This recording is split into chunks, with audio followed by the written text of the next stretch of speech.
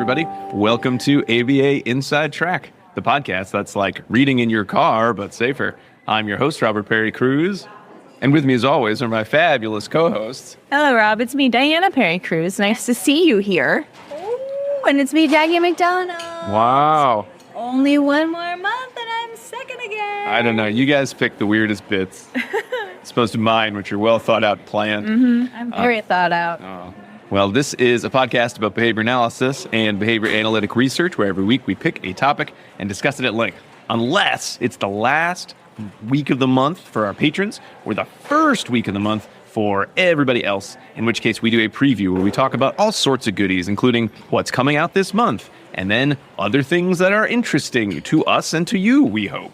If you noticed that my initial, hey everybody, and my whole spiel at the beginning was kind of slow or more stilted than usual, it's because the stimulus control of recording is all messed up, because we are live in St. Charles, Missouri at the Thompson Center's 20th conference. OMG. I know, it's their 20th anniversary this year. We've been there almost as long Yeah. as the conference center. No, that can't be. No, we haven't. No, it's not true. We haven't had a podcast that long. No, that's true. Rob, But you and think I- it's 8.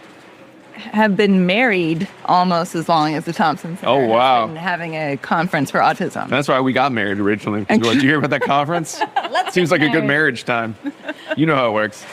Yeah, we're 1 year behind them.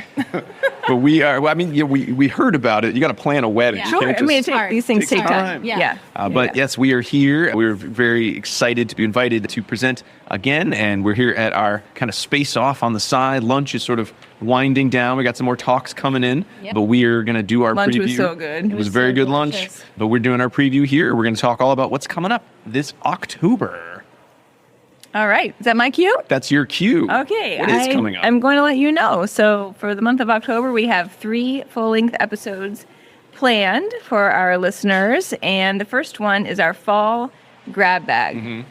So the leaves are rustling, and so are the papers coming out of the grab bag. You forgot we got rid of the grab bag. Well, they don't know that yet. Oh, sorry, everyone. Canonically, we haven't yet. We're not getting rid of the grab bag episodes. No. We like doing the them. bag Hopefully itself. you The like kids, they listening. threw the bag up in a tree, and the research is just rustling down, Yeah, whatever lands exactly. on our heads. Beautiful. I think the new bit should be every grab We bag. We have a TP'd. new bit about No. What the it fake is. grab I bag. love Yes. that. It's teepee in the We TP'd all the trees. trees with the research articles. And here's the first one. Do persons with intellectual and developmental disabilities prefer to save the best for last in an MSWO? A preliminary investigation by Castillo, Frank Crawford, Lacefield, Doan, Newcomb, Rooker, and Barrero. That was in the original looking version of Behavioral Interventions 2022. Not the new. Not new and improved. Not Modern yet. version. Not yet. Also, the effects of group virtual training and self-monitoring on leading a meeting by Blackman, Dejanara Reed, Gunter, and Brerin. That was published in Java 2025. And finally, curriculum-based evaluation of cultural competency coursework in an online applied behavior analysis graduate program by Patrone, Napolitano, Faith, and Shanahan. And that was in Behavior Analysis and Practice 2025. Next up, we were very excited and pleased to have the opportunity to talk to Dr. Amy Bukszpan about behavioral artistry. So we had a previous episode where we reviewed one article. She has more out for us to talk about. And she answered one of our questions. We're like, I wonder this. And she wrote back and said, I also wondered that. And here's the follow-up article. Yes. So And this is where we accidentally called, in the previous episode, Yeah. we accidentally called We had the her wrong article wrong citation. Yes. colleagues, but it is her. not in the beginning, just at one point At during one point, the right. episode. If you said So what, sorry about that. the section of the preview or errata where you talk about your mistakes, but there aren't as many mistakes, well, you can listen to that episode and we hear about the mistake from the Right. offended person. Yeah. So we So there. apologize again. Yep. Yes. So the hot off the presses new article that we will be discussing with Dr. Bukszpan is utilizing the teaching interaction procedure to train special education teachers in behavioral artistry by Bukszpan, Leaf, O'Brien, Lewis, Christensen, Lord, Axe, and Weiss. That was in the new and improved version of Behavioral Interventions 2025. And then the previous article as well, we, circled back on that, training behavior technicians to become behavior artists through the teaching interaction procedure by Bukszpan, Anderson, Moon, Kaplan, and Leaf. And that was in the previous looking version of Behavioral Interventions 2023. I know none of that matters for our listeners, but I mean, it might. it matters to me. Like, I'm not reading this if it's an old. I like the new version, the modern one. Okay, and then to round out October, we have an episode specifically dedicated to safety skills, teaching safety skills, what that should look like, what are best case practices. An episode I am convinced throughout the recording we'd already done. We have not. No, not specifically. Right. Yes, and we haven't reviewed the articles that we talked about in this episode before. So here they are. Evaluation of Behavioral Skills Training to Prevent Gunplay in Children by Miltenberger, Flessner, Gatheridge, Johnson, Satterland, and Egmo. That was in Java 2004. Effectiveness of Video Modeling and Teaching Earthquake and Post-Earthquake Evacuation Safety Skills for Children with Autism by Kurt, Sevener, and Kutlu. That was in Java 2023. Teaching Safety Skills to Children, a discussion of critical features and practice recommendations by Baruni and Miltenberger. That was in BAP 2022. And finally, a survey of safety skills training used by behavior analysts in practice, also by Baruni and Miltenberger, also in BAP 2024. Beautiful. So lots to look forward to. These are a lot of exciting episodes. It's going to be a lot of fun talking about them. Or, spoiler alert, we already did these episodes. They'll be coming out pretty soon. Excellent. All right. Well, that's what's coming out in October. Let's move into the errata section of the show where we talk about everything else. It could be mistakes, but again, you'll hear most of our mistakes on the Behavioral Artistry episode where Dr. Bukszpan reminds us of some little citation snafus. But other than that, what's going on? Well, certainly we're recording at the Thompson Center for Autism conference because, well, we were here at the conference. We've gotten to see, we're almost at the end of the conference. So we've seen most of the talks at this point, not all of them. We did our talk the other day. What was our talk called, Rob? The official name of it, like the fancy name? No, but what did we do? Oh, People might want to know. We talked about setting goals with I don't want to say four. I almost said four, which is not what our talk was about. It was about setting meaningful goals or teaching individuals, neurodivergent individuals, set meaningful goals and being allies in their self-determination around setting those goals. The title is much more succinct. It was neurodiversity affirming practices and behavioral goal setting. That's why you wrote the title, and I did, because my title was like 2 slides long with that. Your title's like... Hold on, wait, it's not that. That's not what I meant. What I meant to say was, that's why I don't go to a lot of conferences. Like my titles don't work. No one comes to my talks. Too long. Yes, so we did our talk the other day, and it's always hard because I get so used to doing this podcast where we just kind of talk and we're like, I think that went great, everybody. High fives all around. And because we don't see anybody but ourselves. Totally nailed sometimes it. we have a guest and they're like, I had fun. I'm like, oh, that's great. When you're doing a talk, you're sort of like looking around the audience and there's so many people and, people are getting up. They get up. Are they going to the bathroom? Or are they like, this is the worst talk I've ever heard? True. You're trying to get out of your own head. And at the end, everyone does at least feel obligated to clap. Are they clapping because they liked your talk? Are they clapping because they're like, I'm glad this is over? Mercifully I'm just a polite human, So it's always a little different to sort of see, like, what feedback is there going to be? What's the vibe of the room? And then usually people have to get to another talk, so you can't chase them down and be like, what'd you think of my talk, everybody? But we'll get the evaluations. We'll get evaluations. And certainly when we've been, moving around or talking with people on the floor, everyone's been very, very friendly as always, very fun to talk to. I had someone ask me a really interesting question about the talk, like right afterwards, which was cool. So I think it went well in that regard. How about y'all? Yeah, I thought it was fun, and we didn't get a standing ovation like the opening keynote. I mean, that's fine. I think that was a pretty awesome opening keynote. It was an amazing keynote. So it was an autism advocate. She was autistic and communicated via AAC throughout the entire keynote. I can't remember her name right now. It's Catalina. It's Drana, I want to say. Yes. I might have to look it up. Yeah, but it was an amazing. I think that by far it was a my fantastic most talk. favorite talk. It really kicked off the People conference. were crying. Yeah.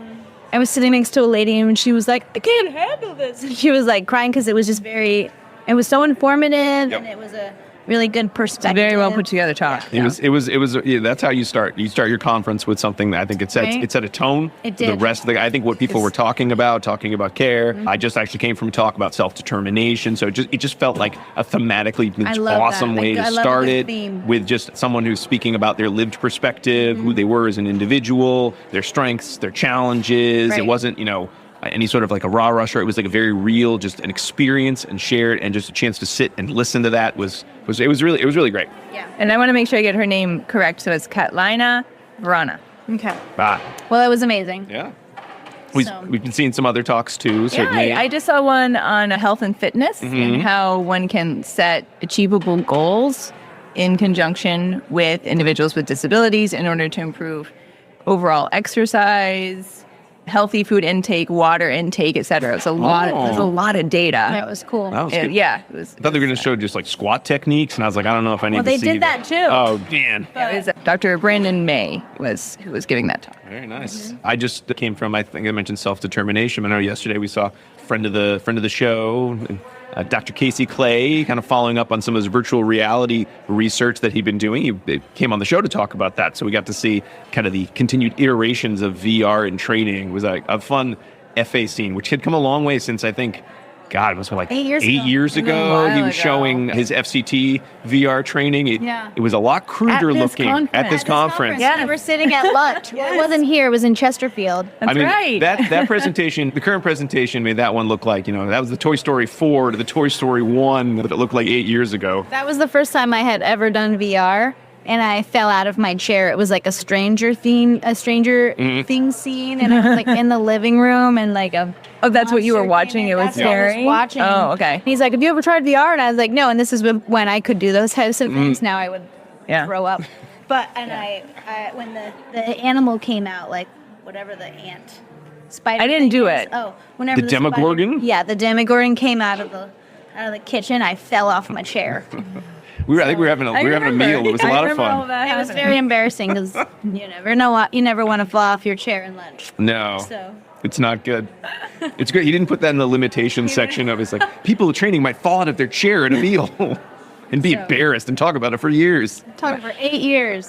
Yes. Yep. So again, really great presentation. Excited for the last couple of talks, and then we'll be flying back home to Massachusetts to get ready for another conference coming up. That's right. It feels a little rude to talk about one conference when you're at a different conference, but that's what we got to do for the preview, because when you're October. Because it's October, right? October. And that will be our local conference, the Babbitt 2025 conference out in Worcester, Massachusetts. Happening right there in Worcester. In Worcester, that's right, at the DCU Center. Yep, and you can come see us the night before at trivia again at the Mercantile, which is so exciting. Rob has planned a lot of questions.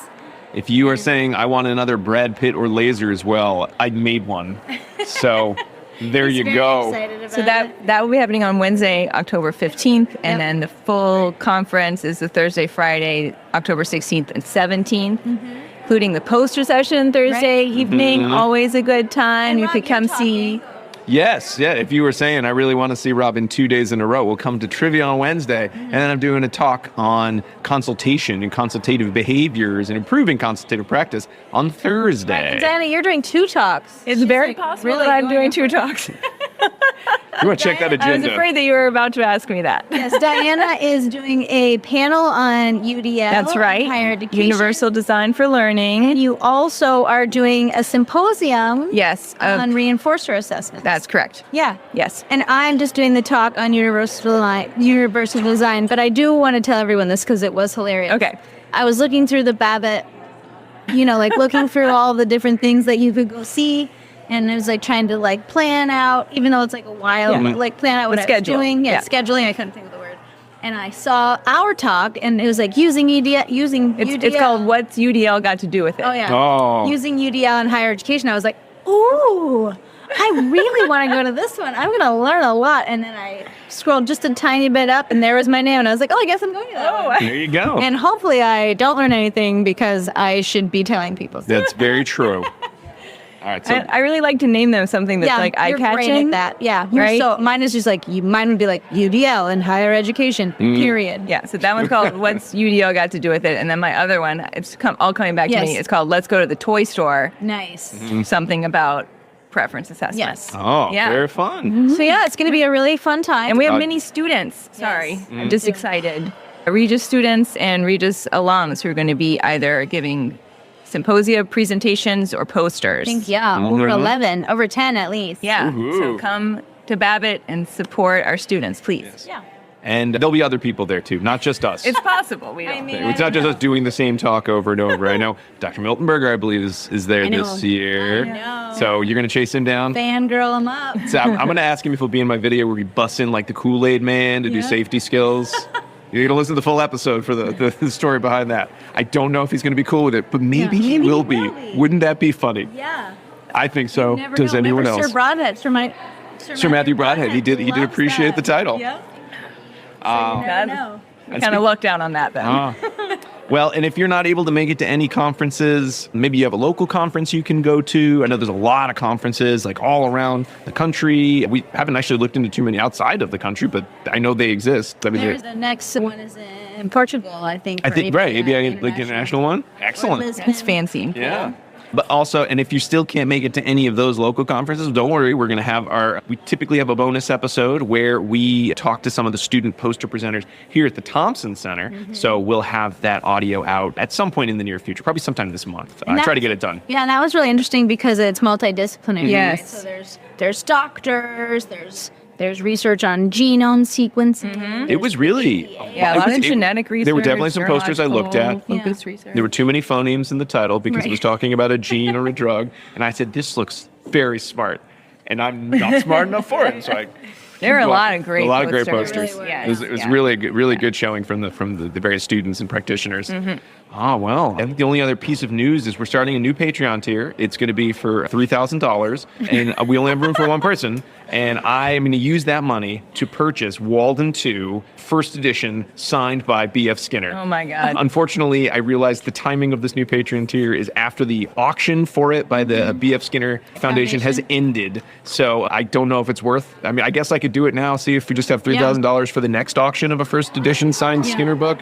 But I don't think it's happening. So you just want to use it as your personal GoFundMe? Yeah. Oh, GoFundMe. I should have done that. That would have been... I want to buy this book. My wife won't let me. No. What the heck? I've already said no to this I idea. can't funnel the money out of our podcast and children's college funds into buying a book I own already. You asked me too, and I also said no. Right. As a friend, will you lend me that money? And I was think- like, no. Is this might be the second time something either has been raffled or auctioned off signed Skinner. I feel like Babbitt did like a verbal Babbitt did behavior one at one of the things. At one of the social...